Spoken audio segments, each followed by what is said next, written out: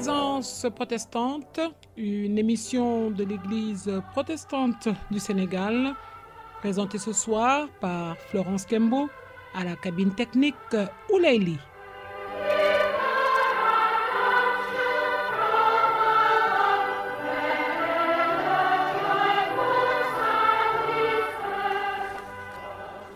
J'attends le Seigneur, je l'attends de tout mon cœur, j'ai confiance en sa parole. Chers frères et sœurs en Christ, amis du bout des ondes, c'est à travers ce verset biblique tiré dans le livre des Psaumes, chapitre 130, verset 5, que nous vous saluons ce soir dans le beau et précieux nom de notre Seigneur et Sauveur Jésus-Christ en ce mercredi 6 mai 2020.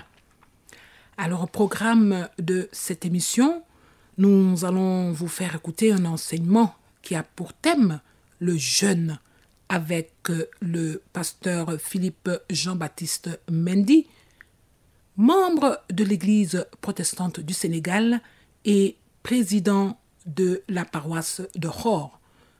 Vous aurez des chants de louange et nous terminerons par la prière.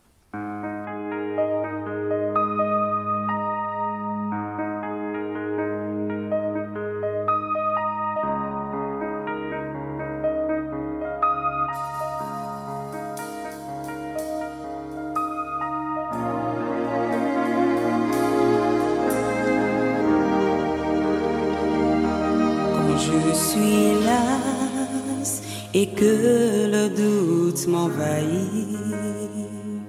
Quand vient le temps des troubles de la vie, alors mon cœur te cherche en silence, et avec toi je suis plus que vainqueur. En toi, Seigneur, je défie les montagnes. En toi, Seigneur, je peux me surpasser. Car je suis forte quand de toi vient ma force. En toi, Seigneur, je suis plus que vainqueur.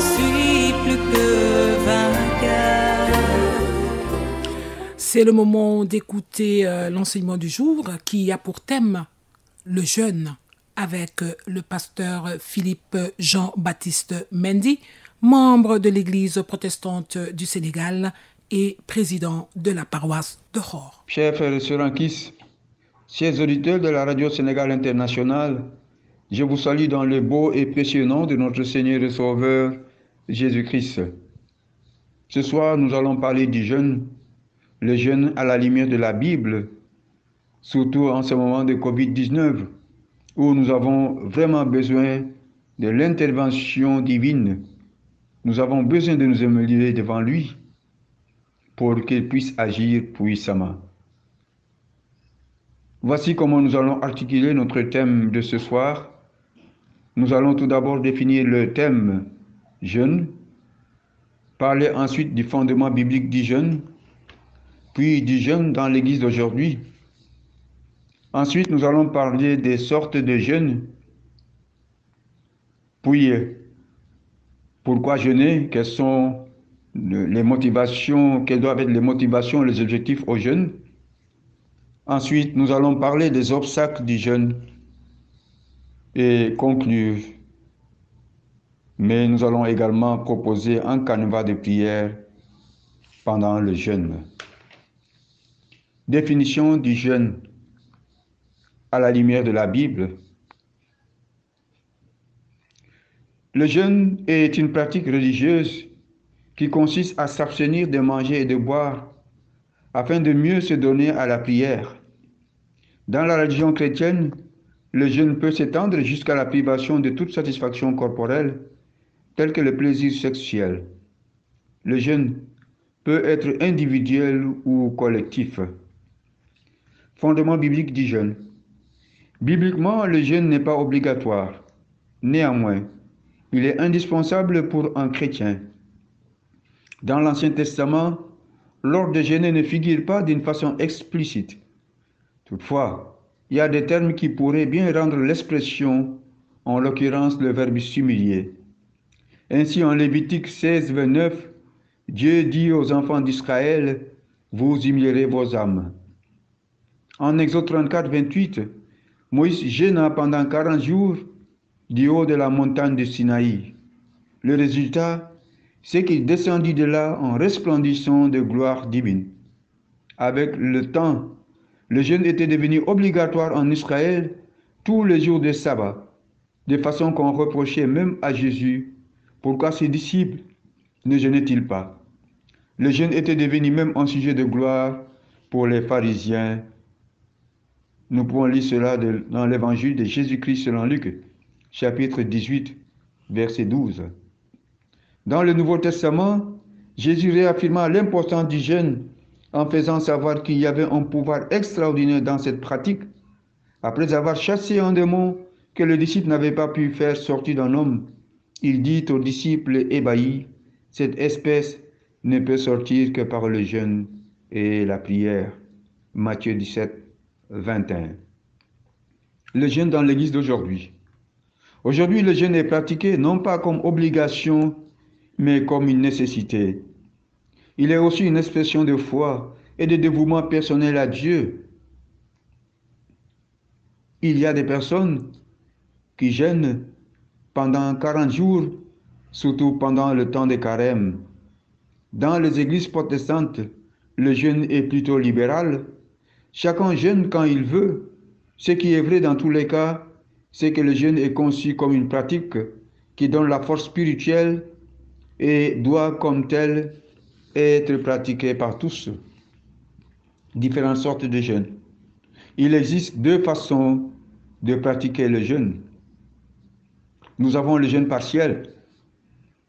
Dans ce jeûne, on peut manger de la nourriture légère et boire un peu pour garder ses forces.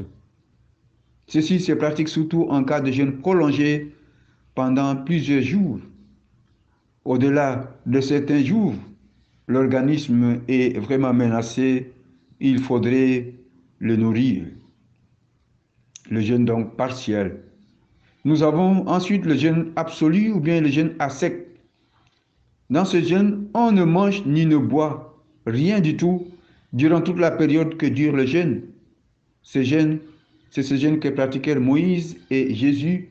C'est le jeûne également que pratiquèrent la reine Esther, Mardochée avec tout le peuple juif.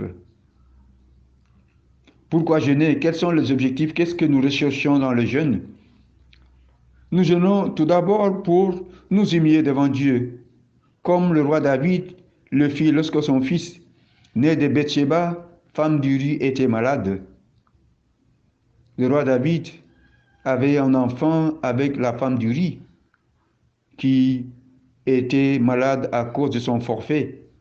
Alors, pour demander pardon à Dieu, pour que cet enfant ne meure pas, il s'est humilié devant Dieu pour que Dieu puisse lui pardonner. Lorsque nous commettons en péché, nous pouvons nous humilier devant Dieu pour lui demander de nous pardonner. Nous jeûnons pour implorer la grâce de Dieu afin d'échapper à un malheur comme dans le cas des Juifs dans le pays des Mèdes et des Perses. Lorsque un malheur nous guette, nous devons implorer la grâce de Dieu afin d'échapper à ce malheur, comme je le disais tout à l'heure, dans le cas des Juifs dans le pays des Mèdes et Perses. Lorsque Haman a comploté pour faire mourir Mardochée et faire mourir le peuple d'Israël. Alors la reine Esther a demandé à tout le peuple de jeûner devant Dieu afin que ce malheur puisse donc ne pas le toucher. Et nous connaissons donc les résultats parce que ce qui devait tomber sur eux, le malheur qui devait tomber sur eux, est retombé sur Haman et sur ses proches. Pourquoi jeûner? C'est pour accéder à la puissance spirituelle supérieure. Accéder à la puissance spirituelle supérieure. Lorsque nous menons un combat spirituel, lorsque nous devons délivrer des personnes qui sont sous le joug du diable, nous devons pouvoir accéder à la puissance spirituelle supérieure en étant dans le jeûne et la prière. C'est pour cela que Jésus a dit aux disciples, cette espèce de démon ne peut sortir que par le jeûne et par la prière. C'est à travers le jeûne et la prière que Dieu nous donne une puissance, une force qui nous permet de pouvoir chasser les démons, d'avoir la victoire sur le diable et sur le démon. Pourquoi jeûner? C'est pour renverser les pouvoirs de la chair et de l'esprit. C'est pour pouvoir renverser les pouvoirs de la chair et de l'esprit. La parole de Dieu déclare que l'esprit est bien disposé, mais la chair est faible. Lorsque nous sommes devant les tentations, lorsque nous sommes devant les épreuves, nous pouvons flancher, nous pouvons tomber dans la tentation. C'est pour cela, pour renverser le pouvoir de la chair, pour que l'esprit devienne plus fort que la chair, parce que c'est un combat entre l'esprit et la chair. Pour que l'esprit devienne plus fort que la chair, nous devons être dans le jeûne et la prière. Lorsque les tentations sont là, très fortes, nous devons être dans le jeûne et la prière pour avoir la victoire sur les tentations, sur les épreuves. Pourquoi jeûner? C'est pour suivre l'exemple des grandes figures de la Bible, comme Moïse sur le mont Sinaï, dans Exode 34, 28, et Jésus dans le désert, Matthieu 4, 2. Donc Moïse et Jésus nous ont montré un exemple de jeûne, un exemple de l'importance du jeûne pour les chrétiens. Pourquoi jeûner? C'est pour demander la direction de Dieu. Avant de prendre toute décision, avant de commencer un ministère, nous avons vraiment besoin de la direction de Dieu. Nous avons besoin que Dieu puisse nous dire ce qu'il faut faire, quelles décisions il faut prendre pour que ces décisions ne viennent pas de nous-mêmes, parce que nous connaissons les conséquences des décisions que nous prenons à notre niveau, nous-mêmes. Pour que Dieu nous dirige, que nous conduise dans nos choix, surtout lorsqu'il devait choisir les disciples, lorsqu'il devait combattre également donc le diable, Jésus a jeûné et nous voyons qu'il a pris la bonne décision. Nous devons jeûner également parce que nous savons que sur le plan sanitaire, le jeûne est bon. Et les médecins, je pense, ne vont pas me démentir. Comme exemple, un professeur de biologie en Californie, aux États-Unis, a fait une expérience. Il a fait 2 groupes de souris. Au premier groupe, il donnait à manger chaque jour. Et au deuxième groupe, il donnait à manger seulement après 2 jours. Il a constaté que les souris qui mangeaient tous les 2 jours, avaient une vie 2 fois plus longue que celles qui mangeaient chaque jour. Ce qu'il faut retenir par rapport au jeûne, c'est qu'il faut toujours avoir un but lorsqu'on jeûne. Il ne faut pas qu'on jeûne comme ça pour le simple plaisir de jeûner. Le jeûne doit être accompagné de prières, sinon il devient une grève de la faim. Lorsqu'on jeûne, il faut se rassurer qu'on a bien à manger à la maison pour la famille. Le jeûne ne doit pas être un échappatoire pour la faim. Malheureusement, il y a des personnes, quand ils n'ont pas à manger, ils veulent forcer, par exemple, les autres à jeûner pour échapper. Ce n'est pas cela. Des églises ont décidé de choisir pour toute l'année 2 jours dans la semaine pour jeûner. Par exemple, le mercredi, qui symbolise le début du jeûne, du carême, et le vendredi, le jour de la mort de Jésus-Christ pour sauver l'humanité. D'autres églises, surtout les églises protestantes, jeûnent toute la semaine sainte, par exemple pour s'identifier aux souffrances de Christ, pour se remémorer ce moment crucial dans la vie du chrétien. Il en est de même de certaines églises où les membres également jeûnent pendant ces 40 jours pour se rappeler de cette passion de Jésus-Christ. Quels sont les obstacles au jeûne? Quel est le vrai jeûne? Nous pouvons lire cela dans Ésaïe 58, 1 à 12. Les obstacles au jeûne, c'est quoi? Ce sont les querelles et les rancunes. On ne peut pas jeûner et puis se mettre à se quereller et puis garder rancune. Malmener le travailleur. On ne peut pas jeûner et puis malmener ses employés. Malmener sa famille. Ridiculiser les autres. Parler méchamment. Pendant le jeûne, on insulte les gens, on crache sur les gens. Pour un peu, on se fâche. Ça, ce sont des obstacles vraiment au jeûne. Et si nous voulons connaître quel est le jeûne auquel Dieu prend plaisir, lisons Ésaïe 58, 1 à 12. Et pour conclure, chers frères et sœurs en Christ, chers auditeurs de la RSI, le jeûne est une force. Le jeûne est une force et c'est une force spirituelle. Je m'en vais vous proposer donc un canevas de prière lors du jeûne parce que je disais tout à l'heure que le jeûne qui n'est pas accompagné de prière, c'est comme une grève de la faim. Cette prière peut se tenir à 3 moments de la journée. Tout d'abord, tôt le matin, entre 5h et 7h, pour une durée de 60 minutes, c'est-à-dire 1 heure de temps. À midi, pour une durée de 50 minutes. À la fin du jeûne, avant la coupure au coucher du soleil, entre 19h et 20h, pour une durée de 50 minutes.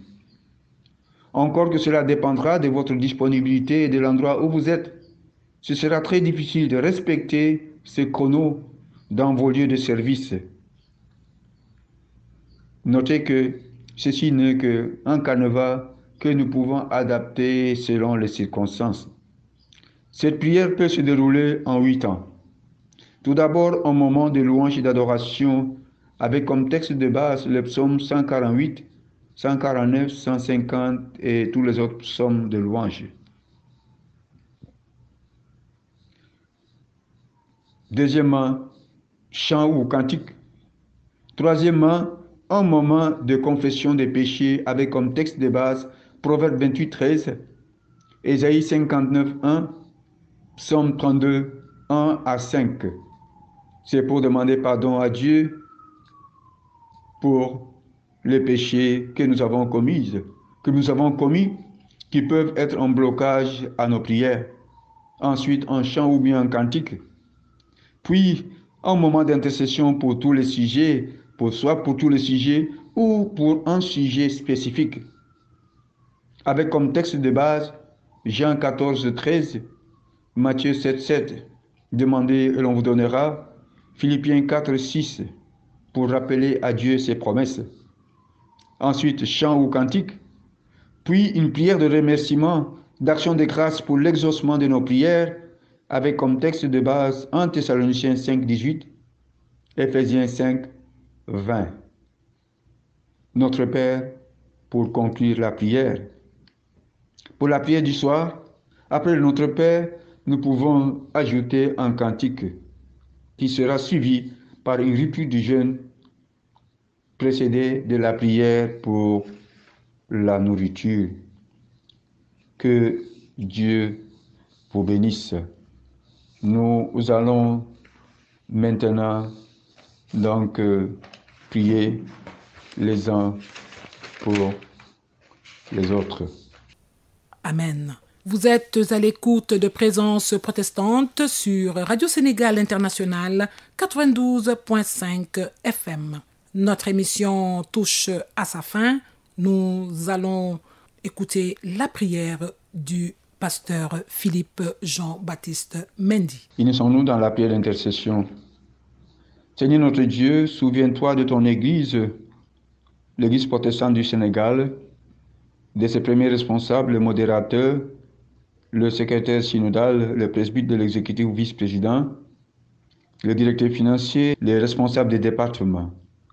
Nous voulons te confier également, Seigneur notre Dieu, toutes les paroisses de l'Église protestante du Sénégal, les pasteurs, leurs familles, les paroissiens. Seigneur, nous pensons à la paroisse de Khor, de Plateau et de Dieuppeul, de même que, Seigneur, le champ missionnaire de la Casamance.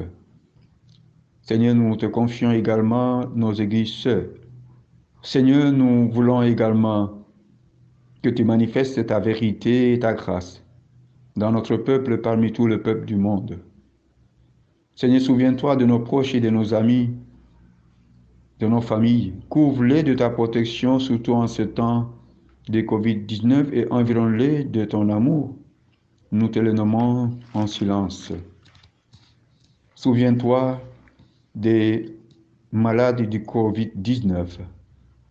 Souviens-toi, Seigneur, des mourants. Souviens-toi également, Seigneur notre Dieu, des familles de ces personnes qui sont endeuillées afin que tu les soutiennes. Seigneur, que tu les fortifies, que tu les consoles. Approche-toi, Seigneur notre Dieu, des membres de nos familles, des Seigneurs qui sont endeuillés. Nous pensons aux familles Achassé et Darbou. Nous voulons, Seigneur, remettre entre tes mains tous les gouvernements, Seigneur, de ces pays impactés. Et nous voulons remettre entre tes mains spécialement, Seigneur notre Dieu, le président de la République du Sénégal, son Excellence Macky Sall et son gouvernement. Seigneur, inspire-les, soutiens-les, fortifie-les, Seigneur, dans cette lutte contre le Covid-19, afin que, Seigneur notre Dieu, le peuple sénégalais, Seigneur, soit sauvé, de même que le monde entier. Nous voulons te remettre entre tes mains le corps médical, Seigneur, qui est vraiment exposé. Porter ce corps, Seigneur, qui s'est donné corps et âme, Seigneur, pour sauver ces vies. Protège-les. Dans le sang de Jésus-Christ de Nazareth, protège-les leur également et donne-leur, Seigneur, le moyen de pouvoir combattre cette pandémie et la vaincre. Seigneur, accompagne tous les chefs d'État et leur gouvernement. Seigneur, nous te disons merci et nous voulons te confier tous les sujets de prière, Seigneur, qui nous tiennent à cœur. Nous avons tant de choses à te dire, mais nous voulons résumer tout cela à travers la prière par excellence en disant: Notre Père qui es aux cieux, que ton nom soit sanctifié, que ton règne vienne, que ta volonté soit faite sur la terre comme au ciel. Donne-nous aujourd'hui notre pain de ce jour. Pardonne-nous nos offenses comme nous pardonnons aussi à ceux qui nous ont offensés, et ne nous soumets pas à la tentation, mais délivre-nous du mal, car c'est à toi qu'appartiennent le règne, la puissance et la gloire pour les siècles des siècles. Amen. Amen. C'est la fin de notre émission. Nous vous remercions de l'avoir suivi. Merci à Ouleili pour la partie technique. Merci au pasteur Philippe Jean-Baptiste Mendy, membre de l'Église protestante du Sénégal et président de la paroisse de Khor. Florence Kembo à la présentation. Rendez-vous dimanche prochain pour la retransmission du culte en direct de la RSI 92.5 FM. Que Dieu vous bénisse tous.